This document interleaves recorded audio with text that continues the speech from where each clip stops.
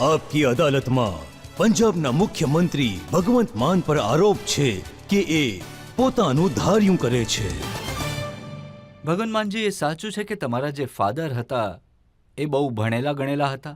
એ MA BEd હાજી headmaster પણ હતા? જી.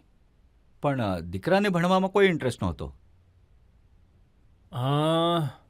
ટીચરના દીકરાએ ભણવું જ પડે છે અસલમાં, કારણ કે એ જ સ્કૂલમાં હેડમાસ્ટર હતા. એ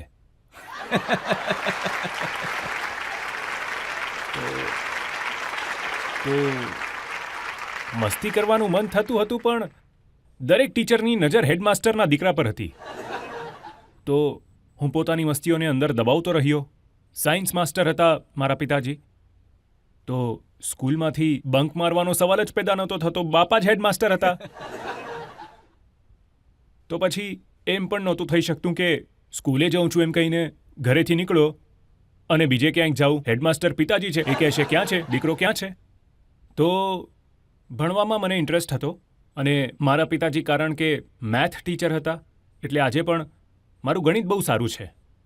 હા, એ અલગ વાત છે કે હું હંમેશા સવાલ પૂછતો હતો કે અમને એ કેમ ભણાવવામાં આવે છે જે આપણી જિંદગીમાં કામ જ નથી આવતું. આટલા જુવાનિયાઓ બેઠા છે, આટલા જુવાન છોકરા છોકરીઓ બેઠા છે, તમે જ મને કહો કે તમે ક્યારે A² + B² + 2AB ની ફોર્મ્યુલા યુઝ કરીને કેળા ખરીદ્યા છે? અરે આ સાયન્સવાળાઓને ભણાવો. tan θ cos θ અમને કેમ? આ તો એવી વાત થઈ ગઈ, પોસ્ટમેનની પોસ્ટ નીકળી એમને નોકરી આપવા માટે. તો ઇન્ટરવ્યૂ થયા. ઇન્ટરવ્યૂમાં એમ પૂછ્યું એક ઉમેદવારને કે ધરતીથી ચંદ્ર સુધીનું અંતર કેટલું છે? તો એણે કહ્યું કે આ રૂટ ઉપર પત્ર આપવાના હોય તો મારા તરફથી ના છે. હું હાથ જોડું છું. હું હંમેશા પિતાજીને કહેતો રહેતો હતો કે પિતાજી, અમને જે ભણાવવામાં આવે છે એ જિંદગીમાં કામ આવશે કે? હું તમને નાનો કિસ્સો સંભળાવું. અમારા પંજાબીના ટીચર આવ્યા, એમણે હાઉસ ટેસ્ટ લીધી.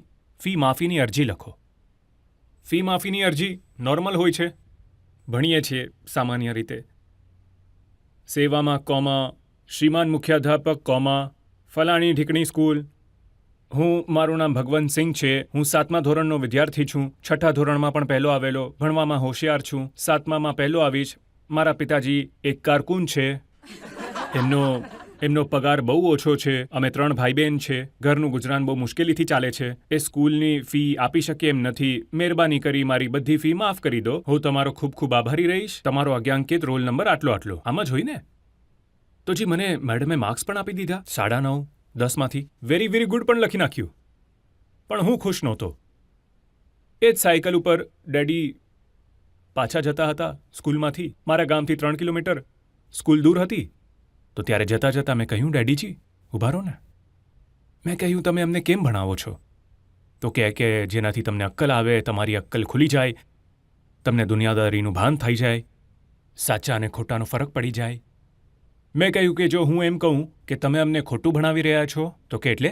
તો મેં પેલી એપ્લિકેશન હતી એમની સામે મૂકી. એમણે વાંચ્યું અને કહે, બહુ સારી લખી છે, બહુ જ સરસ. 9.5 10માંથી 9.5 બહુ સારી છે. મેં કહ્યું, સારી છે તમે જોઈ લીધું, પણ માર્ક્સ નહીં જુઓ. તમે એ જુઓ ને. પહેલી વાત તો એ છે કે હું એપ્લિકેશન લખી રહ્યો છું તમને, શ્રીમાન મુખ્ય અધ્યાપકજી, અને વચ્ચે લખ્યું છે કે મારા પિતાજી કારકુન છે.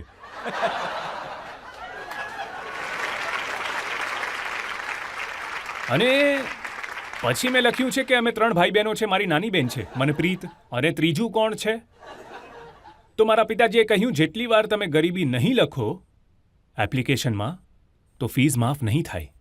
ત્યારે મારા મોઢામાંથી એક વાત નીકળી કે જો ક્યારે મારા હાથમાં એવી પેન આવી જાય જેનાથી હું સિલેબસ બદલી શકું, જો કે હવે આવી ચૂકી છે, તો હું એ અરજીને પોઝિટિવ રીતે લખાવીશ કે હું આ છું, મારા પિતાજી ગરીબ છે, એ ફી આપી શકે એમ નથી. હું એમ નથી કહેતો કે મારી ફીસ માફ કરવામાં આવે. હું એમ કહું છું કે મારી ફીસ ઉધાર રાખી દો. વચન આપું છું, મોટો ઓફિસર બનીને વ્યાજ સાથે આ સ્કૂલની ફીસ પાછી આપીશ.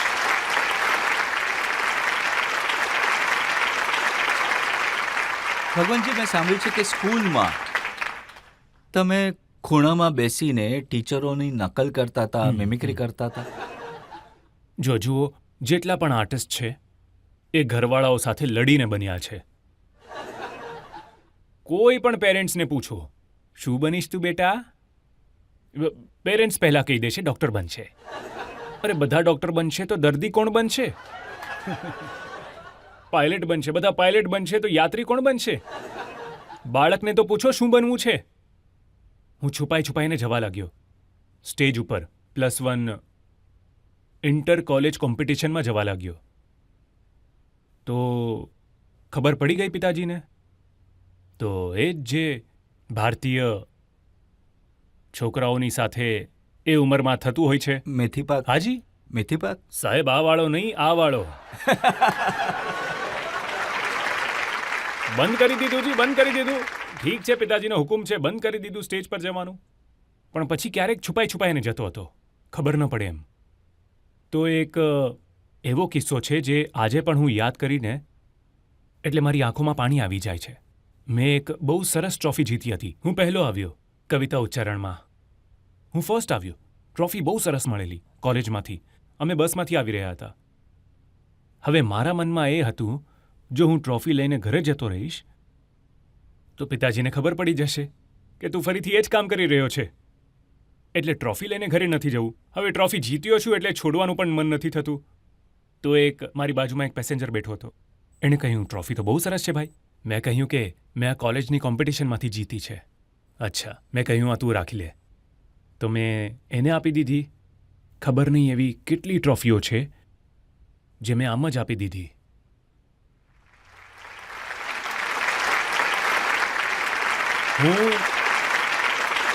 હું આ તમારા શોના માધ્યમથી લાખો મા બાપ જોઈ રહ્યા હશે, એમને કહેવા માંગુ છું, બાળકોના ટેલેન્ટને જરૂર જાણો, એમને દબાવો નહીં. અને આજકાલ તો એટલા પ્રોફેશન વધી ગયા છે, જવા દો એમને. અને એમને કોઈ પ્રોટોકોલમાં નહીં રાખો. એમને આકાશ આપો, એમને પાંખો આપો અને ઉડવા દો. પણ એમનો રૂટ નક્કી નહીં કરતા. ફ્રી ઉડે, પોતાની રીતે ઉડે. જે રનવે છે એ વિમાનને ઉડાવતો નથી, રનવે વિમાનને મોકો આપે છે. પણ આગળ તો એ વિમાનના એન્જિન ઉપર ડિપેન્ડ કરે છે ને, કે એ 20 મિનિટ પછી ચંડીગઢ ઉતરશે દિલ્હીથી કે પછી 14 કલાક પછી સેન ફ્રાન્સિસ્કો ઉતરશે. એ તો એના એન્જિન પર ડિપેન્ડ કરે છે ને. પણ વિમાનને ઉડવા રનવે જરૂરી છે. રનવે બનો. પેરેન્ટ્સ, ટીચર્સ, વિમાન, આ બધા વિમાનો છે, ઉડી શકે છે. સારો રનવે મળી જાય. જ્યારે તમને રનવે મળ્યો, તમારું વિમાન ઉડી ગયું, તો પિતાજીએ રેકોગ્નાઇઝ કર્યું કે ખરેખર ટેક ઓફ કર્યું છે એણે? આ પણ સાચું છે. પછી મા બાપ ઇન્ટરવ્યૂ આપતા હોય છે. પહેલા દિવસે જ મેં બાળકમાં ઓળખી કાઢેલું ટેલેન્ટ છે. મેં છોકરાને બહુ અપ્રિશિએટ કર્યો કે જા તું આ લાઈનમાં જા. કોઈ નથી કરતું, બધા જૂઠું બોલે છે. ઠીક છે ને, પહેલા તો પિટાઈ કરે છે.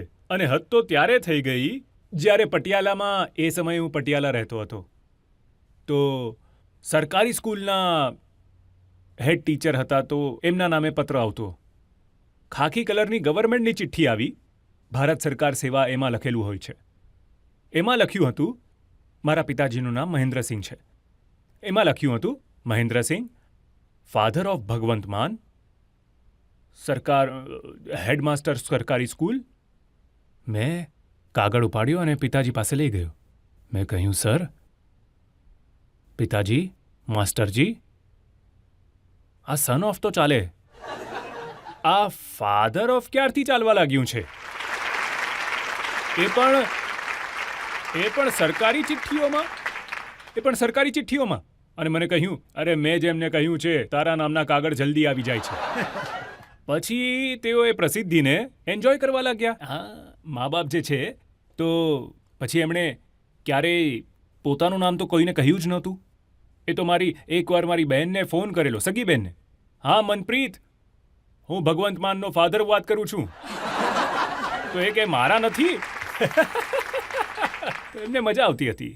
પણ તમારી એ વખતે જે કોમેડી હતી, જે સટાયર હતો, એમાં તમે ખબર ઘુસાડી દેતા, એમાં રાજકારણ ઘુસાડી દેતા, એટલે રાજકારણમાં આવવાનો શોખ ત્યારથી જ હતો. પિતાજી જો કે MA BSc BEd હતા, MA પોલિટિકલ સાયન્સ BSc અને BEd, અને એમને રાજકારણનો બહુ જ શોખ હતો. અને બે 3 દિવસ ત્યારે જે ઇલેક્શનના રિઝલ્ટ આવતા હતા તો ચિઠ્ઠીઓ ગણતા હતા. તો બે 3 દિવસ રિઝલ્ટ આવતા હતા, મને બેસાડી રાખતા હતા કે તું આ લખ, આ લખ, આ છે આજકાલના આ. લોકોને નહીં ખબર હોય એ વખતે દૂરદર્શન પર રિઝલ્ટ આવતા હતા, વચ્ચે વચ્ચે ફિલ્મો દેખાડવામાં આવતી અને 2-3 દિવસ સુધી કાઉન્ટિંગ ચાલતું ચાલ્યા હતું. કરતું. કોણ આગળ છે ત્યારથી મને ખબર છે. ફૂલ ફોર્મ ઓફ DMK અને AIDMK નું બંને તામિલનાડુની પાર્ટી છે.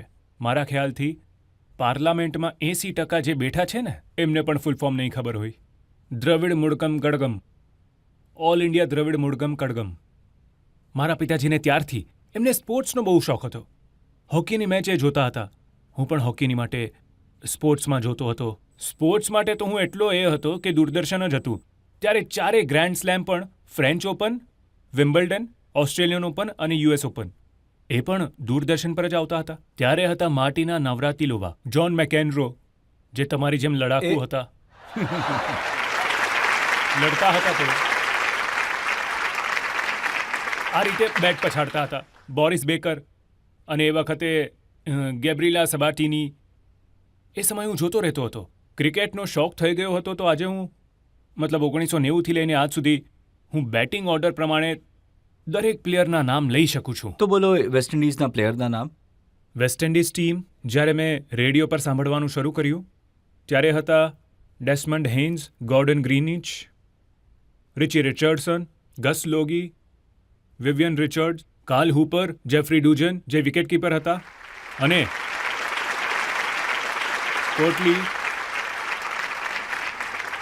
કોટલી એમ્બ્રોઝ, મેલ્કમ માર્શલ, પેટ્રિક પેટરસન. તો બરાબર આ સાચા નામ લીધા તમે, એકદમ સાચા. હું એ સમયથી ક્રિકેટને ફોલો કરું છું અને તમે એક નામ સાચું કહ્યું અને જો હું ઓર્ડર પણ બહુ સાચો જ- છે.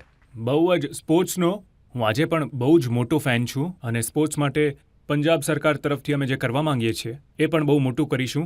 અને હોકીમાં હજી પણ 7 પ્લેયર, આપણા 8 પ્લેયર નેશનલ હોકી ટીમના પંજાબથી છે. તો હોકીની નર્સરી કહેવાય છે પંજાબની આજે પણ. પણ આ રમત જોતા જોતા તમે રાજકારણની રમતમાં કેવી રીતે ઉતરી ગયા? બહુ સરસ. હું તો લાફ્ટર ચેલેન્જમાં પણ આવી ગયો હતો, બોલિવૂડમાં પણ, મૂવીઝ પણ શરૂ કરી દીધી હતી. અપને મૂવીમાં મેં ધર્મેન્દ્રજી, સની દેઓલ અને બોબી દેઓલ હતા, કેટરીના કૈફ હતા. મારી કરિયર શરૂ થઈ ગઈ હતી બોલિવૂડની.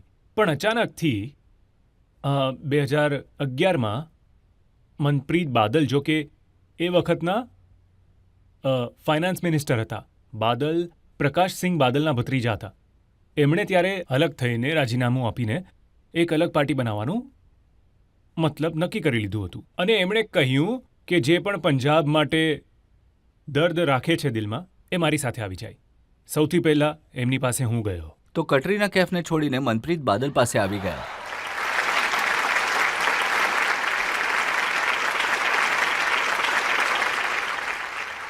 કેટરીના કૈફને છોડીને હું પંજાબની સાથે ગયો. અને ભગતસિંહનો એક શેર છે, ઇશ્ક કરના સબકા પૈદાઇશી હક હૈ, ઇશ્ક કરના સબકા પૈદાઇશી હક હૈ, ક્યોं ના ઇસ બાર વતન કી સરઝમી કો મહેબૂબ બના लिया जाए. તો જ્યારે તમે રાજકારણમાં આવ્યા તો તમારા જે ફાધર હતા એમણે સપોર્ટ કર્યો કે આમાં પણ તમે જે ધાર્યું એ જ કર્યું? ફરીથી એ વાત બની ગઈ. જ્યારે રાજકારણમાં ગયો ત્યારે કહે કે બસ તું આ જ લાઈનમાં રહે. તો મતલબ એ કહી રહ્યા હતા કે આ કામ સારું છે. જે કામમાં પહેલા રોકતા હતા, તો મેં કહ્યું કે જીવન એક જ છે. હસવું પણ ત્યારે સારું લાગે છે જ્યારે ચૂલામાં આગ બળતી હોય અને મારી આંખોની સામે જ પંજાબનો ખેડૂત આત્મહત્યા કરે છે. મારી આંખોની સામે ડ્રગ્સમાં આપણા યુવાનો જાય છે. મારી આંખો સામે આટલા બધા પ્રોબ્લેમ્સ છે. અને જો હું સીડી અને શો કરીને અહીંથી જતો રહીશ તો શું ફરક રહેશે? મારે કાંઈક તો અલગ કરવું જોઈએ ને.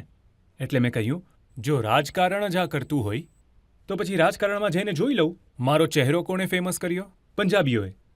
મારા અવાજને કોણે ફેમસ કર્યો? પંજાબીઓએ. એટલે હું મારો ચહેરો અને અવાજ પંજાબીઓ માટે જ ઉપયોગમાં લઈશ.